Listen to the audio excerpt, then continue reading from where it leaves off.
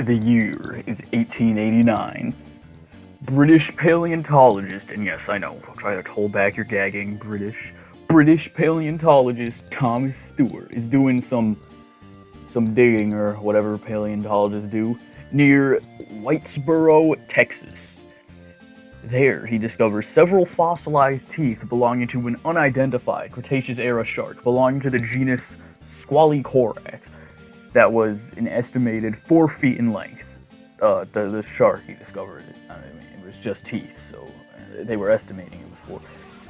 And 5 feet away from the fossil, some fragments of another fossil were discovered, and he thought they belonged to a sauropod. Now, Stewart didn't know shit about dinosaurs, and he didn't really care about them either. He was more of a fish guy. So he sent the fossil fragments to famous zoologist and paleontologist Edward Drinker Cope. And if you know him, you know he's a big shot. And he's one of those lucky bastards who got the jump on, naming species, so got to name a bunch of the cool ones. After Edward Drinker Cope got his Kentucky Fried Fingers onto the fragments, he almost immediately after described them and named them as the new sauropod genus Microsia, and called the species that he discovered Microsia americanus.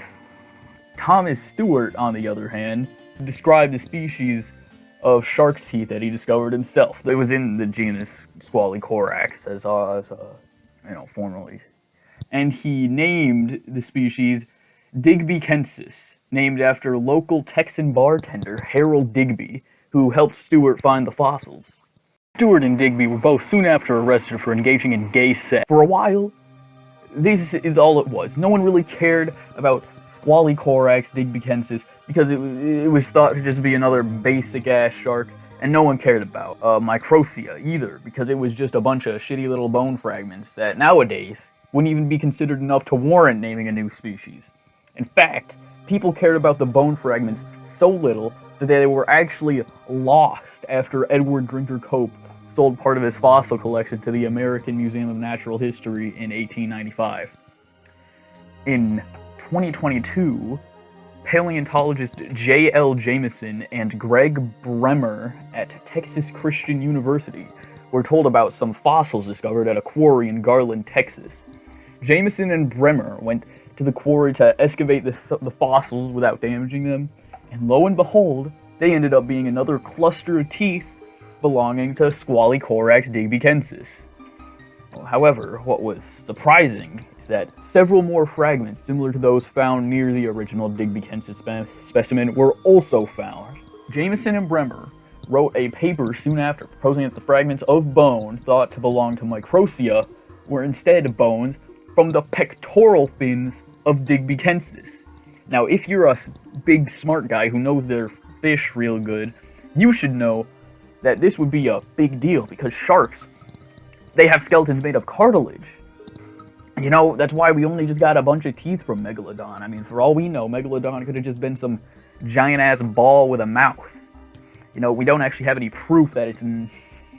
Well, we do, but, if the fragments were actually fossilized bones that belong to digbyckensis, that would mean that the cartilaginous skeleton in the shark's fin would have had to ossify, become bone, and evolve from cartilage into bone.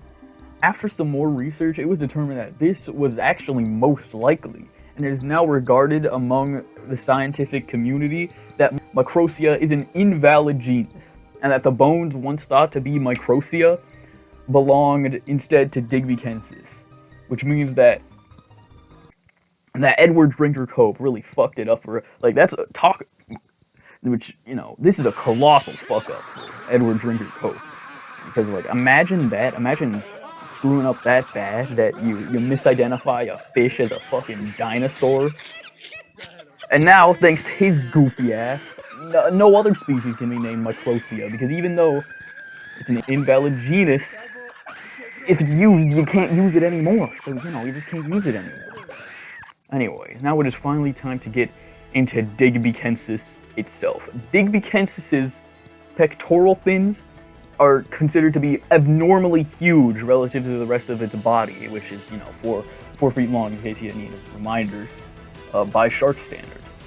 Several theories have been poised as to what the hell digbyckensis actually looked like, from it having an abnormally small head with small teeth, to it being weirdly long, right, and having giant fins, to the ossified fragments actually belonging to its caudal fin, which I'm not sure why it would need that, but theories, right?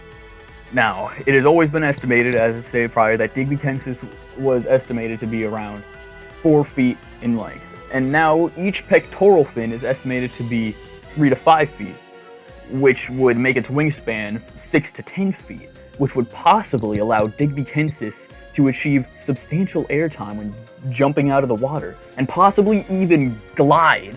The gliding explanation would also explain why the bones of digbykensis' pectoral fins would ossify, as it would allow its fins to have much more rigidity, making it more effective in gliding. And I believe that one, because that was the coolest one. Who really cares about facts? I mean, this is the one scientists generally believe, but like, that's just really fucking cool, a gliding shark. The reason digbyckensis would need to glide and how it would do so is also debated upon. Almost every paleontologist who's covered this agrees that old Diggy would need a substantial build-up to be able to leap out of the air high enough to glide. And one paper by German paleontologist Michael Schusten proposes that digbyckensis would leap out of the water to assist in chasing down prey, or was even an aerial ambush predator, jumping out of the water and then diving back in right on top of its intended target. Another paper by the aforementioned Jameson and Bremer proposed that digbyckensis used it to help in escaping from predators like Mosasaurus or other larger sharks. And once again, personally, I believe Schusten's theory, because that one is rad as hell. Like, just think about it. A shark. A fucking shark. Dive bombing a fish like an eagle. It's cool as hell. It's just, why, I really hope that is the explanation for what it is. Also, I should have mentioned that earlier that digbyckensis was estimated to have lived from 68 to 66 million years ago, which means it lived alongside T-Rex and Triceratops, you guys. Holy shit, you guys! It lived alongside the big dinosaurs. Oh my god! So anyways, in conclusion, I personally believe that digbyckensis should get its own genus, because A, it is extremely different from most other species in the Squalicorax genus, and B, Squalicorax itself is considered to be a quote-unquote wastebasket taxon, meaning that if a scientist doesn't know where to shove some species they discovered, they'll just shove it in there. So, I mean, talk about a waste, right?